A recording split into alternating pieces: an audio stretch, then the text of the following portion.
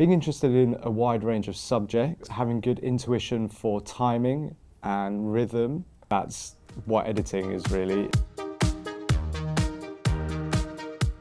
Hi, my name is Saleem Hussain and I'm an assistant editor in documentary. I worked on the Beckham documentary on Netflix, animated features with Magic Light Pictures.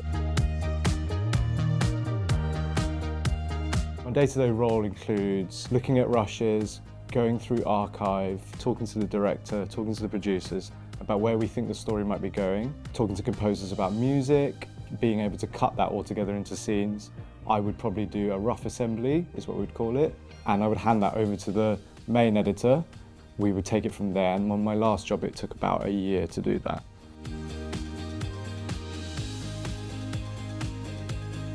Key skills involved with editing would be a good nose for a story, understanding human psyche, having good intuition for timing and rhythm, being interested in a wide range of subjects, and that's what editing is really. It's being able to coalesce everything together into one coherent narrative, and that's very, very difficult. And you also have to be resilient in terms of understanding that feedback you're getting is not personal. You could work on a scene for 2-3 weeks and it might only be 3 minutes worth of final footage for the documentary, and an exec can turn around and say, well, I'm sorry, that's not something that I'm into, and you'll have to scrap that and start all over again. Dealing with feedback is something that won't come naturally at first, and is something that I found difficult at the beginning. But after a while, with experience, that becomes a much easier process to handle.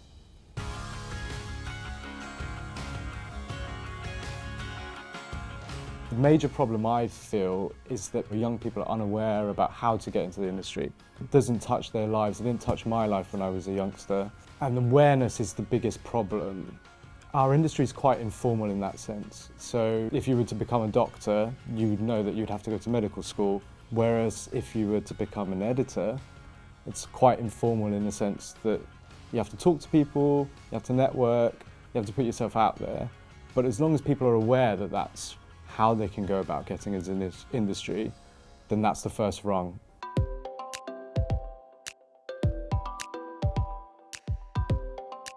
Look at the credits on screen, or go on IMDb or any other resource where you can see who has worked on the programs or films or TV shows or games that you love, and reach out to them. And people are quite nice actually in our industry, and they will take the time to talk to you. Going to the post-production houses, reaching out to them is a good option, and that gives you a good scope about what job roles are available in post-production. And I've seen plenty of people start as runners at post-production facilities and go on to become colour graders, dubbing mixers, editors, assistant editors, VFX, all sorts of stuff, only on the basis of handing in their CV with no prior experience at a post-production facility.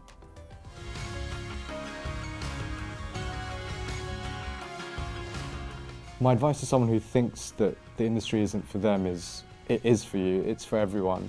The industry is based around storytelling, and the stories that we tell are about ourselves, and if we don't have a wide range of voices, we don't have a diverse range of voices, we are not getting all the stories that we should be hearing or seeing or telling each other, and that doesn't enrich us at all. I need to see more people in our industry that reflect the wider world. So I think that's incredibly important, that we have people from backgrounds of all kinds, and so no one should think that they couldn't participate in the industry or work within it, because they totally can, and they should.